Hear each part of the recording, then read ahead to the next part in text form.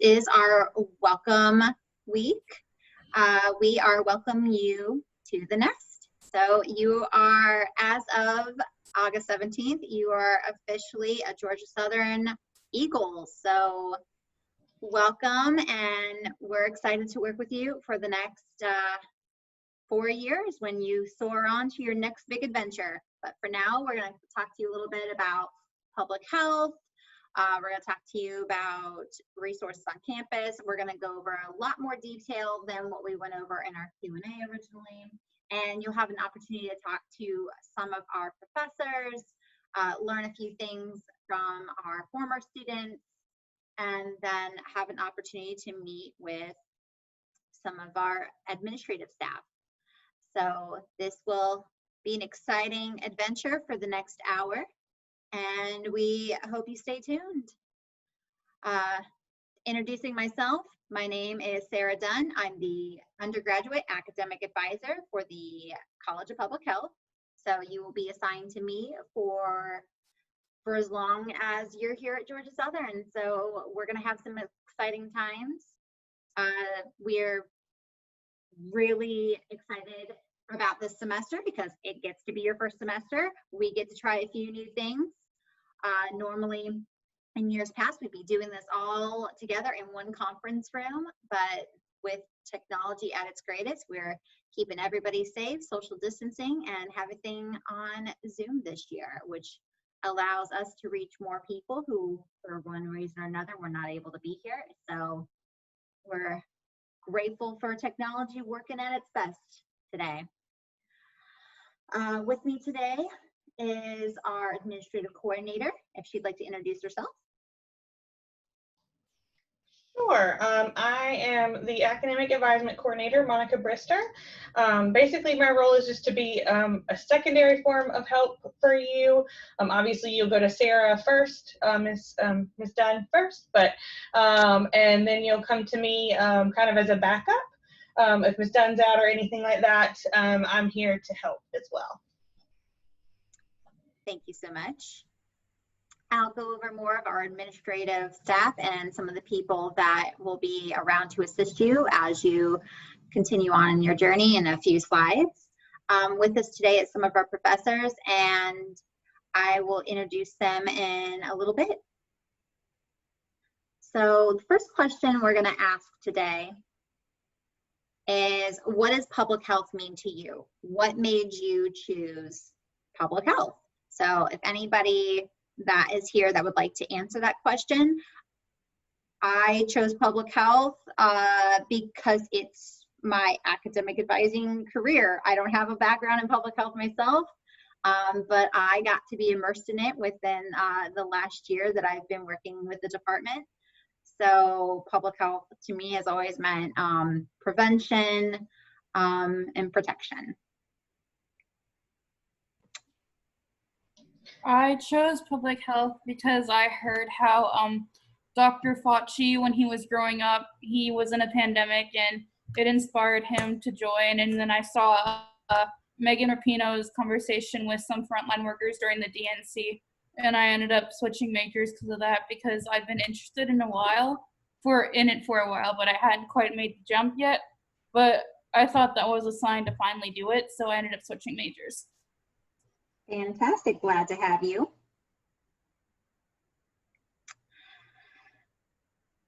All right, move on.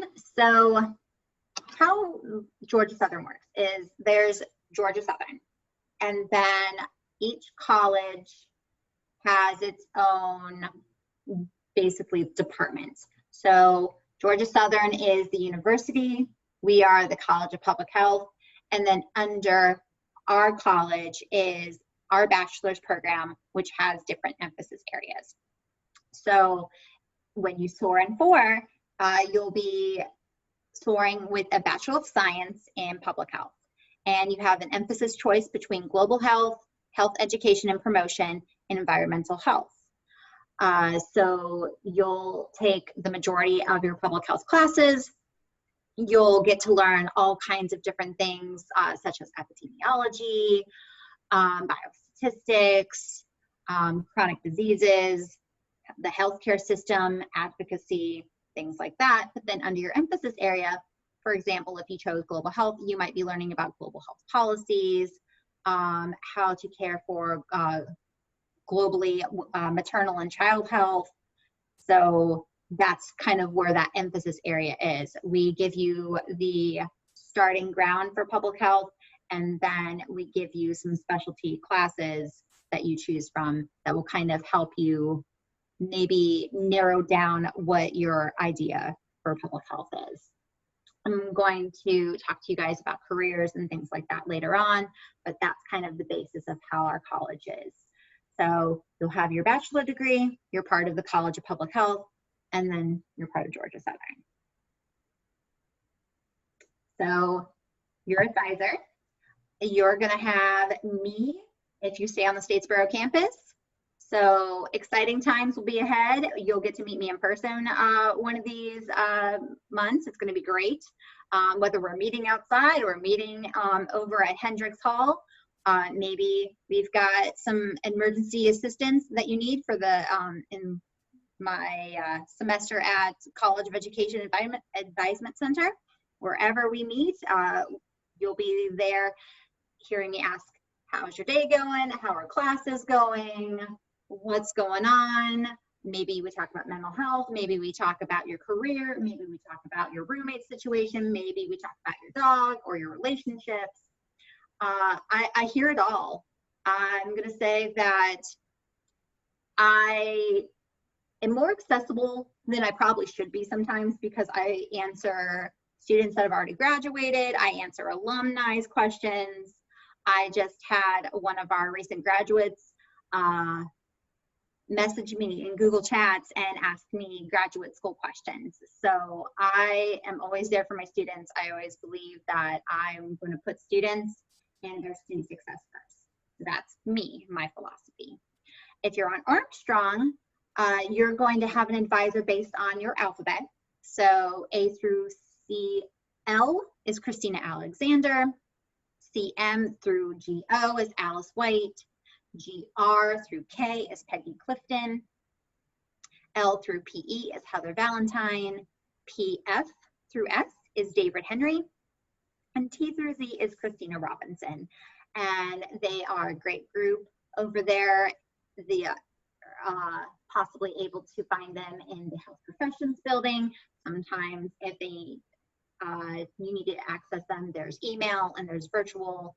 So that's how you can get a hold of your advisors over there. And if you have not met them yet, or if you not received contact information, you can always email us at one of the emails above. You can go ahead and take a screenshot of that while you're watching the presentation and email me, and I will get you those emails if you're an Armstrong student.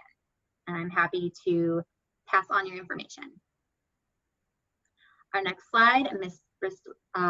Brister is going to talk about our administrative staff.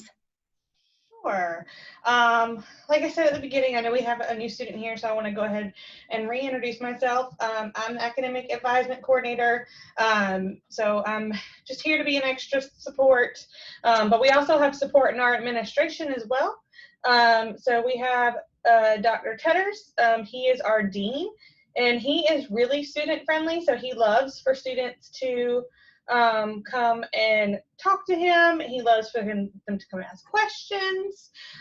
So he really is, very helpful to our students. Same thing goes for our Associate Dean, Dr. Nandi Marshall. She is very quick on email, very quick to help you. So I would say definitely don't feel afraid to reach out to them. Both of them are very student friendly and would love to help with any issues that you're having. Absolutely. Dr. Tetters is on the 3rd floor of the Hendricks building. Nandi, I believe, is on the 2nd floor. We've had some She's on the 3rd floor now. 3rd floor now. All right. We get some changes sometimes, so I'm always like up floor, up, down floor. But Dr. Tetters is very accessible on the 3rd floor. You can email him at any time, and if he's in the building and he's got the ability, he will be more than happy to see students. Emailing right now during COVID would probably be best, but when we are out of this COVID world, stopping in and saying hi. He'll sit down with you, he'll chat with you, he'll talk about his life experience in public health, and he will share all the things that you've ever wanted to know about public health and you didn't even know you needed to know them yet. So get ready for the ride. So I'm going to talk to you a little bit about my responsibilities as your advisor. I'm going to collaborate with you as the student to decide what classes need to be taken the following semester or semesters. We have what we call a program map, and one of my jobs is to update your program map each semester. So if we're meeting, let's say March of 2021, I will hand you a program map, or I will email you a program map, and it is going to have your fall classes with your grades already on them. If you have transfer credit, it's going to have those grades listed as well. It's going to have your spring classes highlighted in purple, because spring 21 is purple in my mind. And then your summer 21 classes will be highlighted green, and your fall 21 classes that I'm going to be advising you on and recommending you to take when we have our advisement meeting. Right now they're like a reddish pink. And I color code our program map so that if you're confused about something or you're unsure about something, I say, okay, well, you're going to be looking for the purple classes. You're going to be looking for the green classes. You're going to be looking for this. So I'm always color coding to make sure that you guys are able to follow your map the best way possible.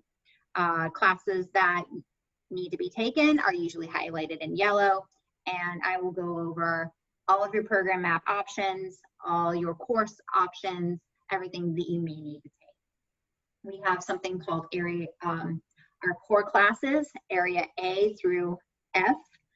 Areas A through E are your general core classes, and those are determined by the university and the Georgia University Systems courses. Area F is by major. So when I say, all right, we got to talk about your area F classes, you might be taking anatomy and physiology, or it might be time for you to take gerontology, or international studies, or microbiology. Whatever your career interests are, we kind of determine what your area F is going to look like based on this. So for my med school interested students, my pre-PA students, you're going to be taking anatomy and physiology 1 and 2. You're going to be taking biology. You might be taking microbiology. You might be taking chemistry, or chemistry 2 for those interested. You might be doing a minor, and I'll talk about minors later on, that involves organic chemistry. So whatever your career interests are, we start talking from the very beginning. Okay, this is the class you need to take this semester. This is what I'm recommending. Here's some elective choices that you can look at, and we have those conversations. So I also inform you about possible resources on campus. I'll give you websites, I'll give you links, I'll tell you, okay, you want to go to that building over there because that's where you need to go and do that thing. Usually with financial aid, registration, or career services is where I'm going to guide you the most often. I'm going to communicate and provide guidance on university policies.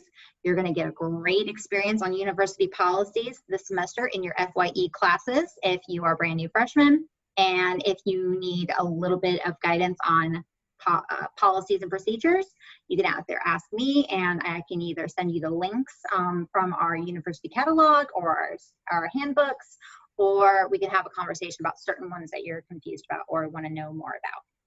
And then I also talk to you about career guidance. I teach FYE, I teach our career planning in those classes, but we also have a great career specialist over in career services. His name is Brandon Sully. And between Brandon and I, we work with all of the students on Statesboro's campus. And you can email Brandon if you're on the Armstrong campus, or you can email your advisor or myself if you have questions. We also have a great internship coordinator. She's amazing, and she can answer any questions that you guys have about public health careers and where you might want to look when you get to your internship class at the end of the semester. She's all knowing. I'm saying that because she's online, so she's going to listen to me tell her all these great things about her, and then she'll probably say, no, don't say that about me. All right, so your responsibilities as a student.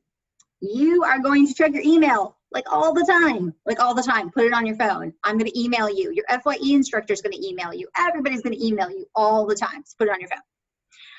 You're going to get advisement updates from me. You're going to get policies and procedures or calendar information, or you're going to hear about, if we have a hurricane, God forbid, all of that information is going to be emailed to you. So make sure you have your email on your phone so you can access it at any time. You're going to schedule your advisement appointments. Next week, you are going to get this amazing link. It is going to take you to my calendar, and it is going to say, hey, it's time for you to sign up for spring 21 advising already. I know, we just started fall. We're looking at spring already. It's crazy. But you're going to be meeting with me sometime in September or October, because registration for spring 21 starts the first week of November already. So we go fast. You're going to know your curriculum, know your program map, know your degree works, know what the university catalog says about your major, because it's your major. Asking me questions, great, I can answer them. But you have to also know this, because it's your job to know what you're getting your bachelor's in. I can help you so far in life, but you also have to help me help you by knowing more about your major. Because ultimately you're the one that's going to have that piece of paper at the end. And then be prepared and come ready to discuss any possible issues you've been having. So classes, professors. I just had an appointment just a few days ago with one of our current students, and she was talking to me about this class she was experiencing issues in already. And I said, okay, here's what you can do. You can email the professor, you can look at tutoring. If you and multiple students are having the same issue, send that issue to me, and I can always talk to other advisors in that department, because it wasn't our department, it was over in math and sciences, and we can come up with a plan together to assist you guys to make sure you guys are getting the best assistance in the class. Maybe you need to take notes, maybe you need to record a Zoom class, whatever needs to happen in order for you to be the most successful, and I'll help you figure out those tips and tricks. Speaking of tips from your advisor for your first semester. Go to class. I know it sounds crazy because some things are online, some things are in person, sometimes you can't even remember which week you're supposed to be going to a lab. Don't miss it. Put everything in your phone, look at your syllabus, go on Folio, and write down when you're supposed to be in class, and then go to class. Don't oversleep your alarm. Don't schedule your work meetings when you're supposed to be in class. Just go to class, because the participation might be the thing that bumps your B to an A, or puts you down from an A to a B, or a B to a C, or a C to a D, and you don't want a D, because then you might have to retake the class, and nobody wants to spend the money to take the class again when you already know the material. So go to class. Check your email and Folio frequently, I'd say every day, for your email. Be advised for the next semester as early as possible. Don't wait till after Halloween to say, hey, I need to be advised for classes. Better yet, don't come to me January, or like some of my students did this semester, come to me August 17th saying, hey, I never got advised. You missed your advising appointment 3 times, so that's why you didn't get advised. So next point, not on there, but don't miss your advising appointments. Go to those. I recommend taking 15 credit hours each semester to graduate on time, because we've got 8 semesters plus summers. So we need to pack in 124 credits sometime between 8 semesters. Doing the math, it's always better to have those 15 credits. Get to know your professors. Those are the people who are going to write your recommendation letters one day when you want to go on to grad school or get a job. So get to know your professors and make sure you get on their nice sides. Then they can invite you to all those research projects, and they might be the ones that are emailing you special projects that you could do, or research ideas, things like that. So get to know your professors. Study and study and study. Go to the library, study, join groups, study, and be prepared for class. And finally, visit your advisor when you have troubles, issues, problems. You can email me at any time and say, I'm having an issue, and I'll say, all right, I can schedule you at this time this week for a Zoom meeting, and we can have a conversation. I used to have drop-in hours in my office. I used to have students come in every Friday morning, so I still have those drop-in hours Zoom for students. Dates to know. Take a picture of this. All right, Labor Day. It's coming up real fast, September 7th. There's no school, so yay, you already have a day off. Last day to withdraw from classes without academic penalty, which means you get to get an W for withdrawing from class instead of a WF, and we don't want a WF because, you know, transcripts. Get that W. Withdraw from a class you're having an issue with if you think you're going to get an F. Withdraw from it. We want to save that GPA early on. Trust me. Registration for spring 2021 begins November 9th for freshmen. Homecoming is later this year. It is November 7th. Thanksgiving break is November 23rd through the 27th. Final exams are December 5th through the 10th. And winter break begins December 14th. So all those dates, all in one. You've got Term A and Term B in that chart. So Term B classes start October 12th, which is also the last day for withdrawing without academic penalty. You have add drop week for Term B specifically, which ends on October 15th. Then you've got November 5th, which is the last day to withdraw from your mini semester without penalty. And then same dates in December. All right. I did want to jump in and mention that you only get 6 withdrawals. So it's important to know when you want to use those, when it's going to benefit you to use those, because you only get 6 withdrawals throughout like your whole time as a student. So you definitely want to still use those sparingly, but when it's, like you said, if you're going to get an F, definitely would say withdrawal is the best option. Thank you. All right. So this is going to be a little complicated this semester, but bear with us. You're going to sign up for an advising appointment. You're going to receive a link through your Georgia Southern email. You're going to follow this link to EAB Navigate, which is our appointment system. My availability and my calendar will pop up, and you're going to pick the best time. It automatically will avoid conflicts. And so when your classes show up as conflicts, that's when you can't see me because you have class, and then it will show when I have other appointments, you can't see me. We are virtual appointments this semester. So if we need to have in person, it is going to be hopefully by emergency or outside only, just because of my own personal things. But email me if we have issues. So virtual appointment, you are going to receive a registration access number known as your RAN, and it's going to be a 6-digit PIN number that you will put in to our system called Wings. And Wings is where we have your transcripts, where you can register and add drop for classes, things like that. So you'll bring your questions, I'll give you your program map, we'll talk about classes, we'll talk about life, we'll talk about your goals in life, and then we'll go from there. If you have questions, once you get that link and something's not going right, email me right away, and then we will sort it out. I will be doing a check-in with you next week to talk about things. So when it says checking in, you can reply or not. That is, of course, up to your personal preferences, but you can make statements, questions, discuss things. I am a resource, and next week is a great week to ask anything and anything that you're experiencing for your first 2 weeks. All right, Ms. Brister. Sure. With my role, I'm actually got a dual role. I'm the coordinator, but I also work with our graduate students. And the good news is a lot of our bachelor students went on to get their graduate degrees. So they gave me some quotes about why they loved being a Bachelor of Science in Public Health student. And like they obviously loved our college because they stayed around to get their master's. So I'm just going to go ahead and read their quotes about why they picked public health. First off, is one of our BSPH alumni who's currently an MPH environmental health student. He said he's always been interested in human health. He had changed his major several times before landing in Jiann-Ping College of Public Health.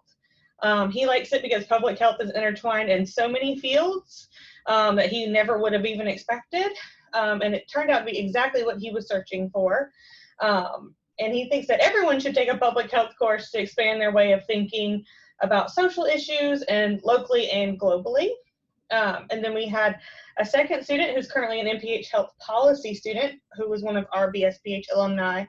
And she said the thing that she loves most about being a BSPH student were the varieties of areas you can practice in, which is true. Public health is very interconnected, and the constant opportunities to focus on others. And she, as she said on hers, quote, the health of the next generation depends on the work that we're doing here in public health.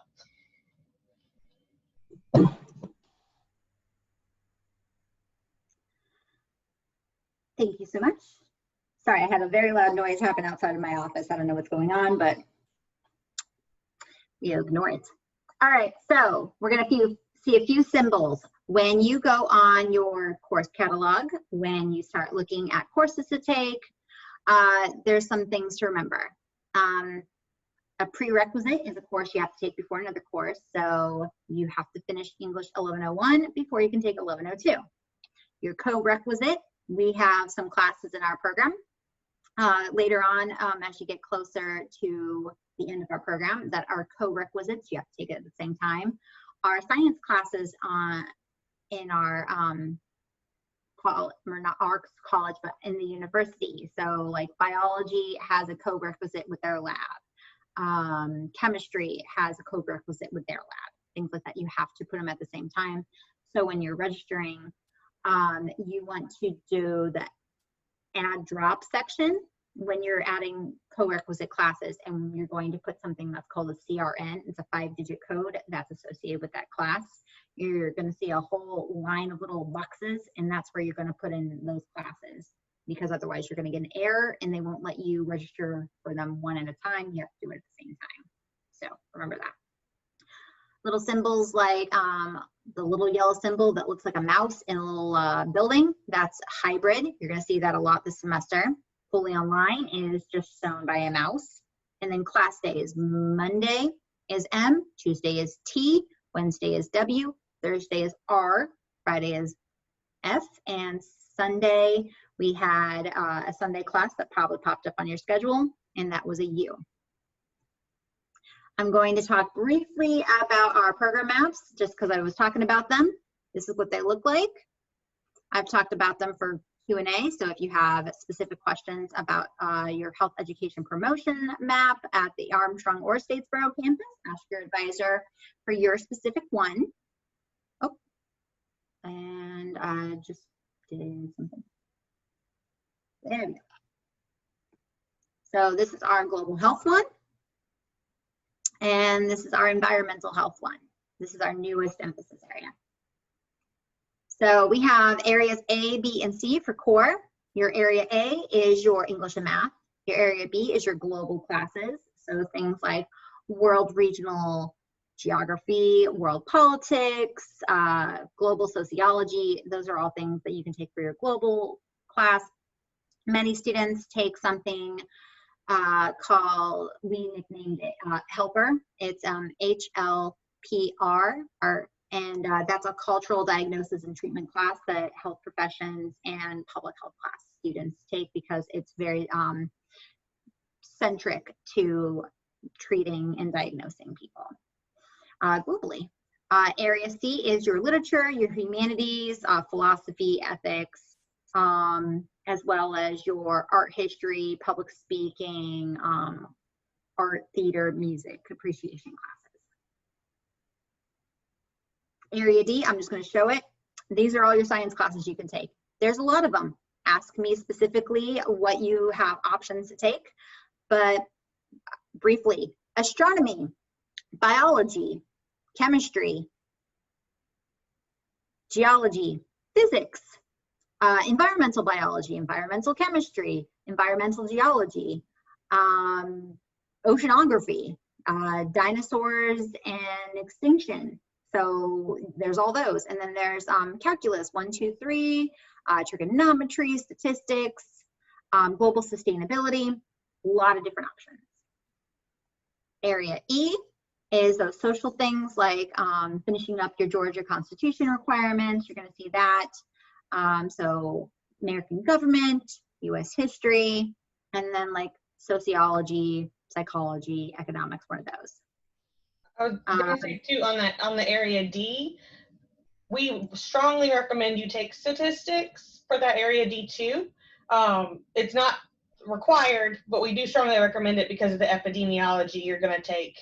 Epidemiology and biostatistics you're going to take in the future. It's a really good foundational course for that course. And if you're interested in it at the graduate level, definitely really important to take that statistics course in that D2.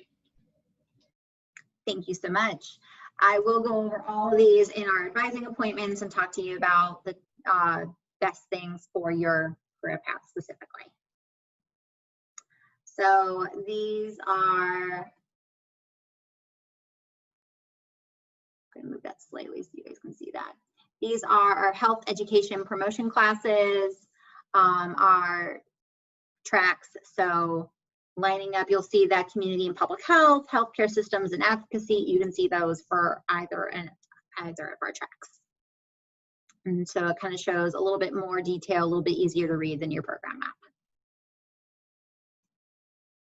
Major requirements. We have an outside learning experience that is part of our program, part of the ways that you need in order to graduate. And one of those things is you can either take a minor, you can do a study abroad program, or you can do an internship. And our wonderful internship coordinator is here to talk to you guys about major requirements as a pertaining to internship. So Ms. Cromley, hey, take it away. If you would introduce yourself and, oh, she left us, she left us. I tease her a lot, so luckily she puts up with me. Sorry, the sunlight was super bright on the screen, but well, welcome. I am glad to be invited and talk to you today a little bit about our internship program. First, a little bit about myself. I am a senior lecturer in the Department of Health Policy and Community Health in our college. I teach all undergraduate classes, so you will more than likely have me at some point during your program of study. In the past, I have taught our Intro to Community and Public Health course. I have taught our Promotional Strategies course. I have taught both of our program planning courses. I have taught, I think, every elective, almost every elective, stress theory and management, health aspects of aging, substance use and abuse, healthcare systems and advocacy, and I'm sure I'm leaving out a class. So please let me know if you have any questions pertaining to the coursework as well, and I am happy to answer that for you. One of my other roles is our internship coordinator for the BSPH program. And so what that involves is I am your faculty supervisor at the university for your internship. And you have the option to complete an internship in your final semester of the program. And it really makes our program unique for several different reasons. And I've gotten to see what the internship has meant for students and the opportunity that it has been for students. And it is one of the really rewarding and exciting parts of our program. You get to take what you've learned in the classroom and you get to apply it in a real life setting. So you're getting the experience, you're better prepared for your career. You're able to network with different professionals in the public health field. And then something to remember about our internship as you're going through your program is we do not place you in an internship site. You get to pick where you want to do your internship as long as it's an approved site. So I know that every public health student has different interests, and I know that you know, what one public health student is interested in might not be right for the other student. And so depending on where you kind of want to go with your career and professional goals and the field of interest that you have, you can select an internship that aligns with those interests. So it's really individualized and unique to you to find your own site. And that's a pretty cool opportunity. However, I am here to assist you. So we do have a list of sites that some of our interns have completed their internship at, but it'll ultimately be your responsibility to find that site with your advisor's help, with your other faculty members' help, and with my help. There are a few requirements when it comes to the internship. You must have a 2.5 GPA in order to complete the internship. You will discuss that with your advisor, Mrs. Dunn, and y'all will either direct you into an internship and she'll send you over to me, or you would choose a minor that's offered at our university. So there's a lot of different options with that as well. Once your name gets passed to me that you're eligible for an internship, we'll have 2 different meetings. I usually plan these meetings about, I would say 6 to 8 months, the first one prior to the semester that you're interning with. So just for an example, the spring 2021 interns that will be interning in January, I met with them in May for the first time. So you can expect to hear from me a few months before your internship to set up that first meeting. At that first meeting, we go over what is an internship, what is the purpose of an internship, how do I find an internship, what are some things I need to know about the requirements about the internship. So I'll cover more of those in greater detail at those meetings, but it is a 12 credit hour academic internship. So think of this as a full-time experience or an internship opportunity. And you'll have to have a supervisor at your internship. We prefer them to have a public health degree or experience in public health. And then as far as the hour requirement, the 12 credit hours, we're looking at about 40 hours per week. So again, it is a full-time experience. And then you'll learn throughout your program more about our CHES, Certified Health Education Specialist Areas of Responsibility. And what those are, it's a list of competencies that we expect health education professionals to be familiar with. And especially if you're in the health education and promotion emphasis area, we look at those CHES areas of responsibility. And then we also look at our BSPH program competencies. If you are choosing an emphasis area in global health and environmental health, I'm happy to help you find out if internships will meet those competencies for those emphasis areas.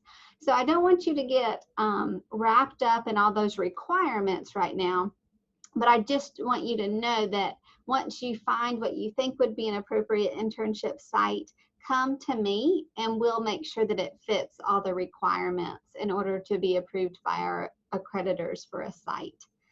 Just some other benefits.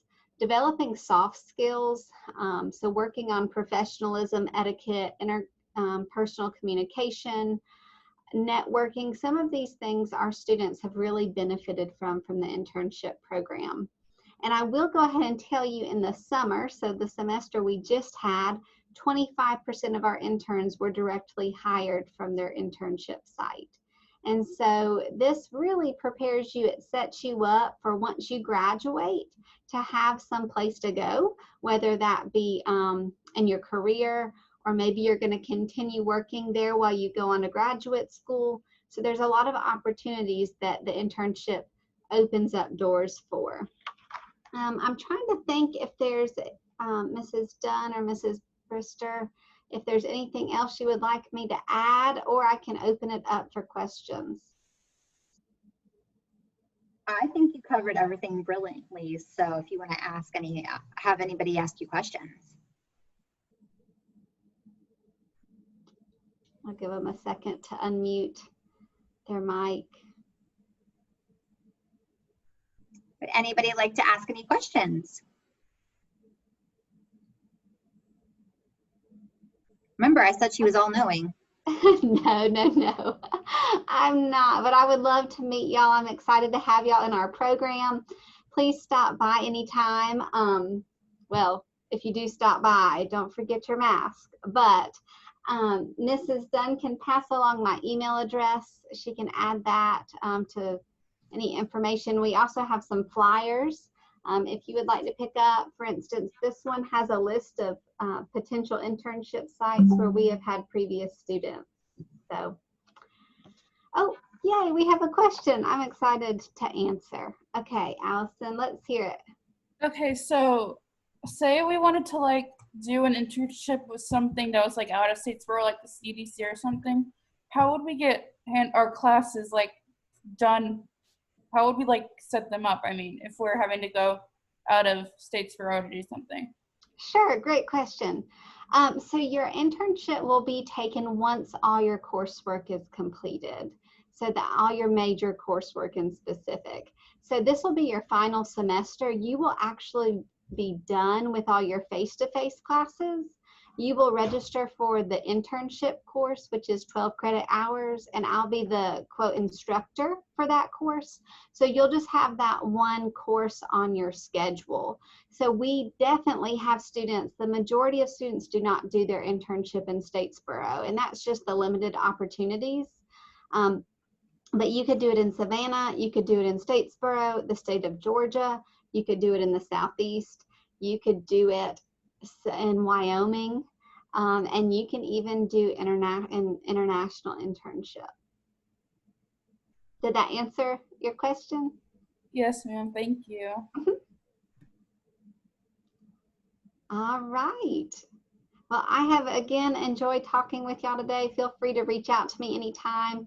Again, you will hear more specifically about me from internships closer to the semester that Mrs. Dunn and you have discussed or you've applied for graduation. But keep it in mind throughout your program on some different interest areas that you would be open to pursuing for an internship. All right, thank you so much. All right, well, I'm gonna sign off, but thank y'all for having me. Thank you for coming. Bye now. All right, so one of the things that we also like to tell you guys about is that there's never a bad time to get an experience. So if you want to spend the summer between your freshman and sophomore year doing shadowing experiences, volunteer opportunities,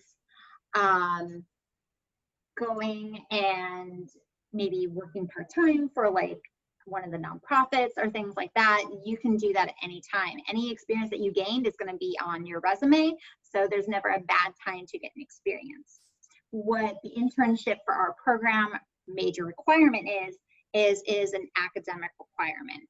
So you have that 12 credit academic internship. So that's why we have that class. That's why we do it at the last semester of our program, because it's part of that academic experience as well as a career experience for you. But there's no stopping you from doing part-time work. I've got one student, she works for the Big Brothers Big Sisters organization, and she has been working there from volunteer to part-time job to she was going to be doing that internship before everything went virtual. And so that's kind of where her path was leading her for quite a few years. So there's plenty of opportunities. I always tell students at least do 2 volunteer opportunities, at least try to at least get some knowledge, even if it's in a nonprofit, working for them over the summer, something like that, because those are networking opportunities. Our public health world is a close-knit world. For as many jobs and organizations that are out there in public health, we tend to know each other. So our professors know people all over the place. Our alumni are all over the place. So, you know, where you might impress somebody working at a blood drive over the summer, or working for the American Cancer Society over the summer, you know, that person's going to remember you and say, oh, hey, I remember that person. They did a great job. I really recommend that you look at them when your name pops up for an internship later on. So always those kind of opportunities out there. Our last slide of the day is going to be careers in public health. Our dean loves to say it's not what you can do in public health, it's what you can't do in public health, because we're so diverse. We have so many opportunities out there in the world for people to work in. There's it's a foundation piece for so many graduate school and beyond programs that there's almost no limit to what you can do. I mean, if you even change your mind and say later on the road, I kind of want to just do public health as a minor, but I want to be an accountant in life, I've got a job for you, because they are hiring accountants for District 9 as a county position out in Waycross right now. That's just one example of you're working in public health, then maybe you're an accountant. I'm looking at the job opportunities on the Department of Public Health right now, and there's administrative support, there's administrative assistance, there are clinical careers, there are bilingual clerical. So if you want to get a minor in life and you want it to be some kind of language, Spanish is one of those things where right now they are looking for bilingual workers, especially working in clinics and working in the Department of Public Health across the state, especially between Georgia and Florida. Lots of bilingual opportunities are out there. There's budget analysis. So if you decide you want to get a minor in finance, maybe you want to get some knowledge in budgeting, nonprofit budgeting, things like that, budget analysts. So working for the financial district. Epidemiology prep, maybe you're going to work for the communicable disease unit, being an administrative assistant or a specialist, maybe working as a lab tech. Lots of opportunities out there. What I have on that slide, what I'm reading off to you, I just read you, A through C on a list of like 10 different pages. So I'm just reading off random titles to you. I have appointments with students that are coming up in their late junior, early senior year. What can I do with public health? What can you do with it? You could be a community outreach worker. You could work in a lab. You could work for the Department of Public Health. You could work for the CDC. You could get an internship and work for the Red Cross, maybe working for the American Cancer Society, shelters, clinics. There's so many options out there. I had a student, she got a minor in environmental sustainability. She was supposed to go work in Seattle and possibly get a job out there in Seattle before COVID hit. Last summer in 2019, I had a student going out to DC for his internship, and he was working with representatives. He was, working with policies and procedures, things like that. It's going to change our world. So a lot of opportunities out there for you guys. Ms. Brister mentioned earlier, she is the graduate advisor for our Masters of Public Health and our doctoral program. So when you get to the point where it's like, maybe I want to get a Master's in Public Health, I'm going to send you over to her, and she's going to tell you all the highlights and tricks and teach you about the application process. And it's going to be a fun time for you guys. I'm going to finally open it up these last 10 minutes to questions, comments, things you want me to go back over, things you were confused about, things you're overwhelmed by. You can put it in the chat, or you can unmute yourself and ask the world.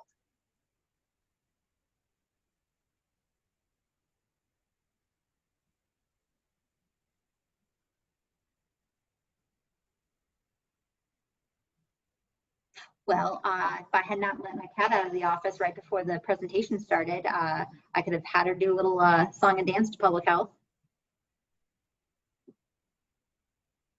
No. She shows up for my FYE class all the time because she's fascinated by the pictures that move on this computer. So she's a kitten. She will be in some of your advising appointments possibly. And what I will say, if you don't want to ask it now, or you may think of a question later, you could always email Ms. Dunn, and you have an appointment with her every single semester. So there's definitely going to be plenty of time to ask the questions. If you don't have one now, that's okay. I had some seniors that were seeing me like every week. I had a group that took, like all 4 of them took the same classes together their last semester. And every day after that class, especially if it was a test day, they'd all come and just collapse on my floor. I felt like I needed to start offering pillows to them. I had bubble wrap and I had candy waiting for them so they could de-stress. And they would just, you know, talk and work out their concerns, their venting time. So I offer that to students in normal world times. But if you need a vent or you need that kind of, you know, connection, we can have that on Zoom at any time. During the semester, if I'm not on campus that particular day and you need to vent, you want your appointment outside, we will go take a walk around the pond and we can social distance and you can vent all you want. So there's always that opportunity. I find that walking and venting is very healthy, very cathartic. So if you need that at any time, we can go do that on Tuesdays or Fridays. Otherwise, if anybody has any other questions, you want to put it in chat, you want to email me, you can do any of those things. My office phone rings best on Tuesdays and Fridays when I'm actually there to answer my office calls. Otherwise, I can be reached best by email. I still, like I said, I have alumni still finding me, still asking me questions, still wanting my guidance. So I'm always there for you guys. I may not always be there in person for you guys, but I will always be accessible by email. And that's all we have for you guys. So I want to thank y'all for attending our Weeks of Welcome presentation. Now, you guys may go forth and enjoy your Friday because we are officially good to go. I'll look for your emails. You'll look for my emails, and we are going to have a beautiful 4 years. It's going to be great. You guys have a great weekend, okay? Stay safe. Wear your masks.